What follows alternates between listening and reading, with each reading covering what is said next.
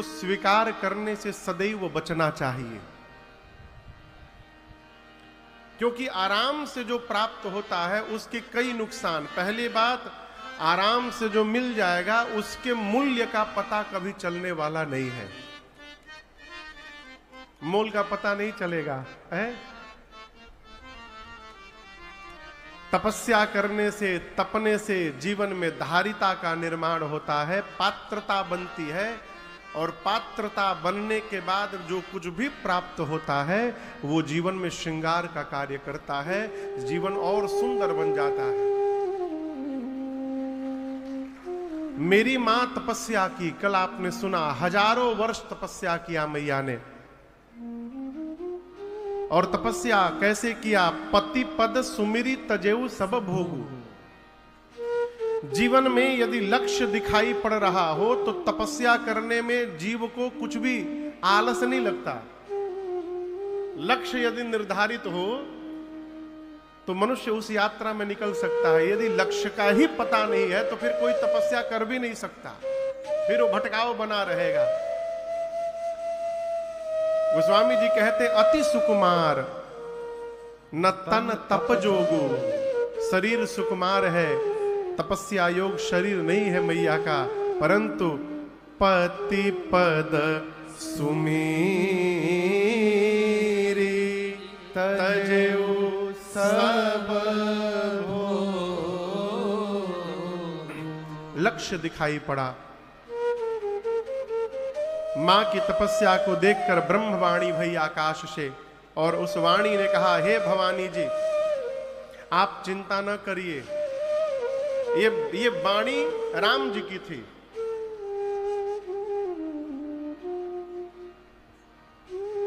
कैसे? सती जी ने मरते समय राम जी से वरदान मांगा था कि प्रभु अगले जन्म में भी मैं बाबा के ही चरणों की दासी बनूं, ऐसी कृपा करिएगा। मैया ने तपस्या किया, ब्रह्मवाणी ने आश्वस्त किया कि हे भवानी जी आप जैसी तपस्या अनेक धीर योगी मुनि भय, परंतु किसी ने की नहीं, आपकी मनोकामना पूर्ण हो गई। यहां ब्रह्मवाणी ने पार्वती जी को पार्वती नहीं कहा, उमा नहीं कहा, शैलजा नहीं कहा, क्या कहा? असतप का हो न कीन्हा भवानी। इस भवानी शब्द को कहकर ब्रह्मवाणी ने स्पष्ट कर दिया कि अभी आप भले उमा हैं, परंतु बहुत शीघ्र आप भवानी बनने वाली हैं, अर्थात आपकी मनोकामना पूर्ण हो गई। यहां तक कल हमने आपने कथा को गाया, श्रवण किया, को जहां भी जगह मिले बैठ के सुनने लगे। मैं बहुत पहले एक जगह कथा गा रहा था, देवरिया उत्तर प्रदेश में। एक बड़े प्रतिष्ठित व्यक्ति आए चलती हुई कथा में। अब मैं आंख बंद करके भजन में लीन हुआ था, मैं गा रहा था। वो आए, बुके लेके सामने खड़े हो गए, मंच के सामने, याद है ना? उनके साथ 4-5 सिपाही थे। अब डर के मारे कोई बोले नहीं कि आप खड़े कहो, बैठ जाइए। तो बहुत बड़े आदमी है, मैं बताऊंगा नहीं तो समझ जाएंगे हमारे बारे में बात हो रही है। अब वो बैठ क्यों नहीं रहे थे? इसलिए कि हम एक बार देख लें कि वो आ गए हैं। अच्छा, मुझे पता ही नहीं, मैं लगभग 3-4 मिनट गाता रहा। जब आंख खोला तो बुके लेके इसे खड़े हैं। हम कहे प्रभु बैठ जाइए, तब जाके बैठे वो। ये स्वभाव ठीक नहीं है। जहां जगह मिले, यदि आप श्रोता हैं तो जहां स्थान मिल रहा है वहीं आराम से बैठिए और बैठकर आंख बंद करके प्रेम से भगवत कथा का रसपान करिए। बाबा जहां तहां सुनहि राम गुण ग्रामा। और आपको बताऊं, इसी क्रम में भगवान शंकर चलते चलते नीलगिरी पर्वत गए थे, जहां काकभुशुंडी जी महाराज कथा प्रारंभ कर रहे थे। वहां भगवान शंकर हंस का रूप धारण करके और भुसुंडी सरोवर में बैठकर पूरी राम कथा श्रवण की। जीवन में सुनने का स्वभाव बनाइए। जानते आजकल परिवार की सबसे बड़ी समस्या क्या है? कभी सोचा है लोगों के भीतर सुनने की क्षमता कम हो गई है, जिसको देखिए सुनाने में लगा हुआ है। और सुनाने के बाद ये भी कहता है हमारी तो कोई सुनता ही नहीं है। सुनने का स्वभाव बनिए। जब तक हम श्रोता नहीं बन पाएंगे तब तक वक्ता का लक्षण जीवन में आके सन्मुख राम जी प्रकट हुए और राम जी ने शंकर जी के सामने पार्वती जी के जन्म की पूरी कथा सुनाई, बिस्तर सहित कृपा निधि करनी। जिस समय शंकर जी के सामने राम जी पार्वती जी की कथा सुना रहे थे, बाबा मन ही मन सोच रहे धन्य है प्रभु आप, जिन पार्वती जी ने पिछले जन्म में आपकी कथा नहीं सुनी, उन्हीं पार्वती की कथा आप इतने प्रेम से सुना रहे हैं। जब कथा पूरी हो गई तो राम जी ने पूछा शंकर भगवान से, बाबा कथा कैसी लगी? शंकर जी बोले, जब इतना सुंदर कथावाचक कथा सुनाएगा तो कोई भी कथा दिव्य लगेगी प्रभु, अद्भुत। राम जी बोले, इतनी अच्छी आपको मैंने कथा सुनाई, आप मुझे दक्षिणा नहीं देंगे कुछ? शंकर जी बोले, जो आज्ञा करिए प्रभु। तब राम जी ने कहा, मेरी यही दक्षिणा है, जाई विवाह हो शैलजहि, यह मोहि मांगे।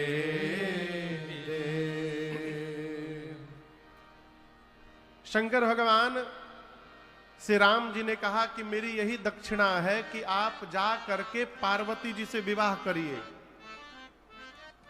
और आप दर्शन करिए। शंकर भगवान सुने तो पहले तो मना कर दिए।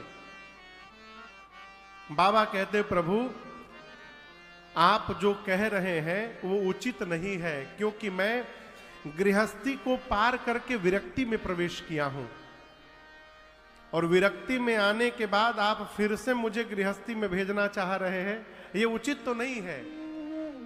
लेकिन यहां एक सूत्र शंकर भगवान ने कहा कि जीवन में माता, पिता, गुरु और स्वामी, इन चार के बात में अपना दिमाग नहीं लगाना चाहिए, इनकी आज्ञा का पालन करना चाहिए, ये धर्म है। मात पिता गुरु प्रभु कै बानी, बिनहि विचार करिय शुभ जानी। अस्तु हे प्रभु, आपकी आज्ञा सिरोधारी है, आज्ञा सिर पर नाथ तुम्हारी। राम जी अंतर्ध्यान हुए। राम जी के अंतर्ध्यान होने के बाद भगवान शंकर ने सप्तऋषियों को बुला करके और पार्वती मैया के प्रेम की परीक्षा ली है। सप्तऋषि जब पार्वती मैया के पास पहुंचे, अनेक प्रकार से उनकी निष्ठा को डिगाने का प्रयास किए। लेकिन आपसे निवेदन करूं, मान लिया तो मान लिया बस।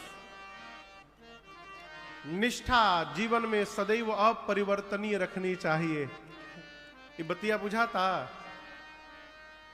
राम जी के कथा में आए तो राम राम हो गए, कल भागवत में पहुंच गए तो राम जी गए, अब राधे राधे हो गए। अगले सप्ताह शिव पुराण में पहुंच गए तो हर हर महादेव में पहुंच गए। ये जीवन ठीक नहीं है। हमारे बिहार में कहावत है कि सतभतरा कार्यक्रम बढ़िया नहीं होता है। एक निष्ठ रहिए। देखिए, पूजिए सबको, मानिए सबको, लेकिन अपने स्वामी के प्रति निष्ठावान रहिए। कन्हैया वाले भी इसमें बहुत आए होंगे। कन्हैया के भगत कितने लोग हैं इस पंडाल में? राम जी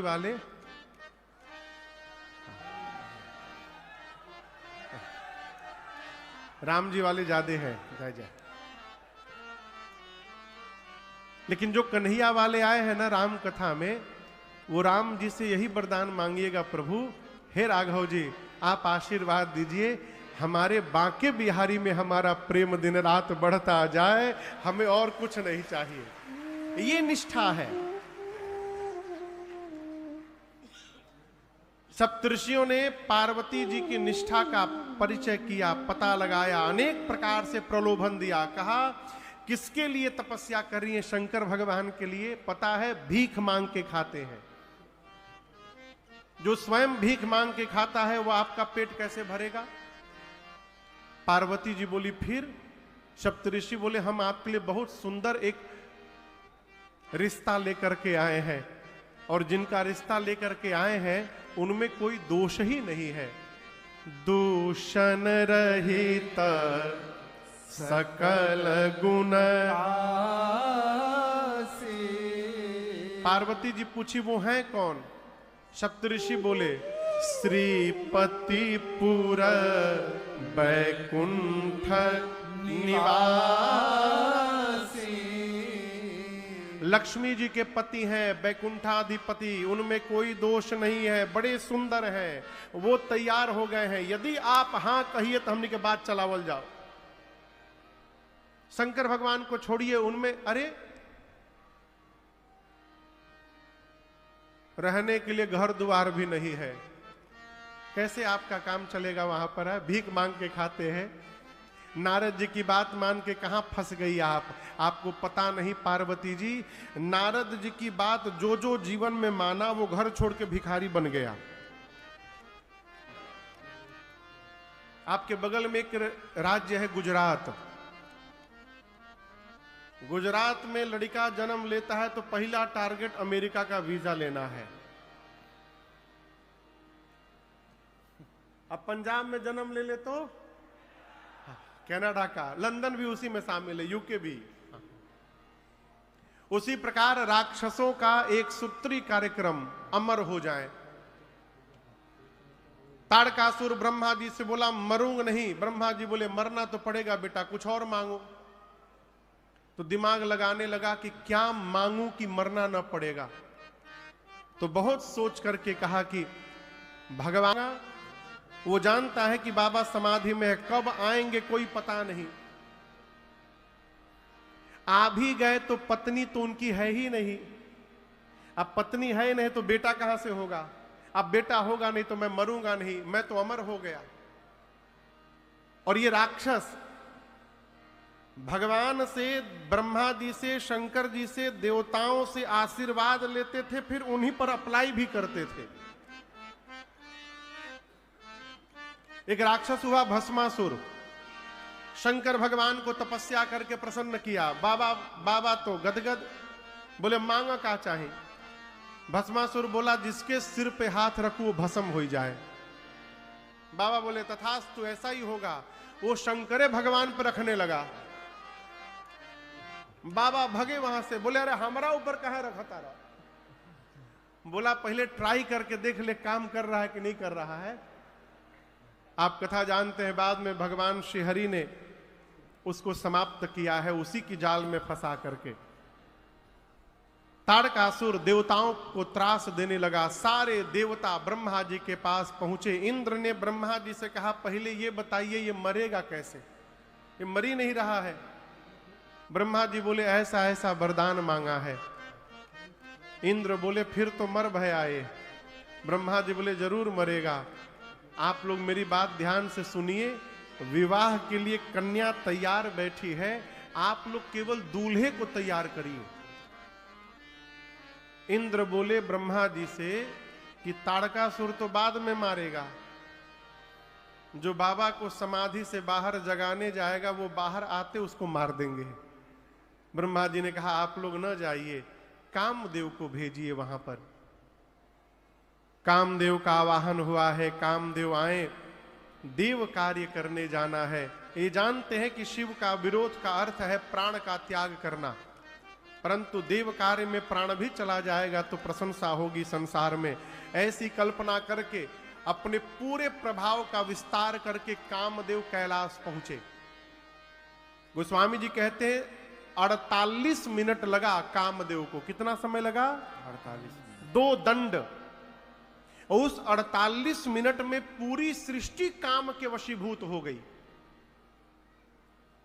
परंतु कैलाश पर जाकर कामदेव ने शंकर भगवान को देखा, बाबा पर कोई प्रभाव नहीं पड़ा है।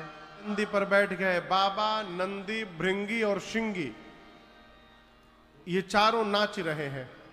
अब प्रतीक्षा होने लगी कि जैसे 5 बजे बाराती आवे तो चला जाए, और 5 बजते सारे देवता अपनी अपनी देवियों के साथ अपने अपने वाहन में बैठकर कैलाश पहुंच गए।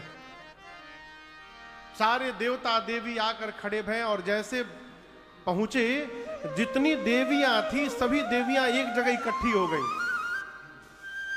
क्यों इकट्ठी हो गई जानते हैं? पुरुष लोग जब किसी बारात में जाते हैं ना, तो इनका पहला टारगेट का बना है हो कौन कौन आइटम है। माताओं को आइटम से कोई लेना देना नहीं। माताओं का पहला टारगेट दुल्हवा कैसन बाबू। माताओं को दूल्हा देखने में बड़ा सुख मिलता है पंडित जी। हाँ? जितनी देवियां थी सब देवियां एक जगह जमा हो गई, खड़ी हो गई, लगी दुल्हा सरकार को ढूंढने। तब तक बाबा का एक गण दिखाई पड़ा। देवियों ने गण को देखकर कहा, भाई साहब इधर आइए, नमस्ते आपको। कहां है? गण पूछा कौन? अरे अरे जिनके लिए हम लोग आए हैं, दुल्हा सरकार कहां है? गण ने कहा कि देखने का बहुत मन हो रहा है ना, आइए आइए मैं अभी दिखवाता हूं आप लोग को। सभी देवियों को लेकर गण गया जहां बाबा नंदी पर बैठे हुए थे अपने गणों के साथ, खोपड़ी की माला पहने, सांपों का श्रृंगार किए।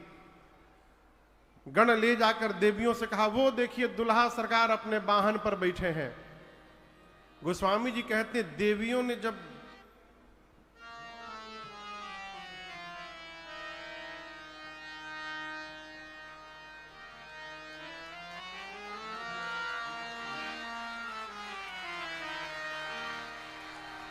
गण ने धीरे से ठोका, का भइल?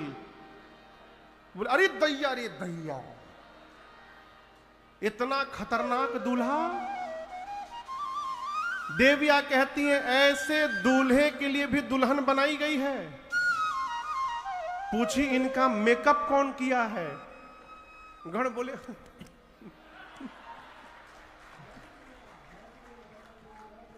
शंकर भगवान को थोड़ी आवाज सुनाई पड़ी। शंकर भगवान बगल में श्रृंगी भृंगी थे, पूछे कि ये आवाज कैसी आ रही है? गण बोले प्रभु आपकी सुंदरता की चर्चा चारों तरफ हो रही है, भीड़ लगी है देखने के लिए। एक बार अपना चेहरा दिखाइए बाबा। बाबा देखे कि भीड़ लगी है, बाबा सांपों का पूंछ हटाए और एक बार देवियों को देखकर मुस्कुरा दिए। जैसे देवियां देखी भगी वहां से सभी। देवताओं ने जब भगवान शंकर का स्वरूप सुना तो सभी देवताओं का चेहरा उतर गया। आपस में कहने लगे, बताओ हम 3 महीने से फेशियल कर रहे थे कि बारात में सब हम ही को देखेंगे, ऐसा दूल्हा जाएगा तो हमको कौन देखेगा, सब दूल्हे को देखते रह जाएंगे। विष्णु भगवान देवताओं को बुलाकर बोले, देखो बर अनुरूप बरात न भाई। भगवान श्री हरि बोले कि दूल्हे के लायक उसकी बारात नहीं सजी है। ये नहीं बोले कि बारात के लायक दूल्हा नहीं है, नहीं, दूल्हे लायक बारात नहीं है। ऐसे दूल्हे के साथ ऐसी बारात जाएगी तो मिस मैचिंग हो जाएगा, हंसी होगी। ब्रह्मा जी बोले फिर? विष्णु भगवान बोले कुछ नहीं, जितने देवता दिग्पाल हैं अपना अपना जमात जमा करिए, दूल्हे को छोड़िए, आगे बढ़िए। इंद्र बोले फिर दुल्हा सरकार का क्या होगा? उनके बारे में टेंशन ना करिए, वो पीछे से पहुंच जाएंगे। सभी बाराती देवता भगवान शंकर को छोड़ के चले गए। बाबा जिस नंदी पर बैठे, नंदी ने देखा बाराती छोड़ के भाग गए। कहा बाबा बाराती भाग गए, आप जिनका वेट कर रहे थे वो आपका वेट नहीं किए, छोड़ के चले गए। एक बार डमरू बजाइए, बाबा वचन देता हूं दौड़कर सबसे आगे निकल जाऊंगा।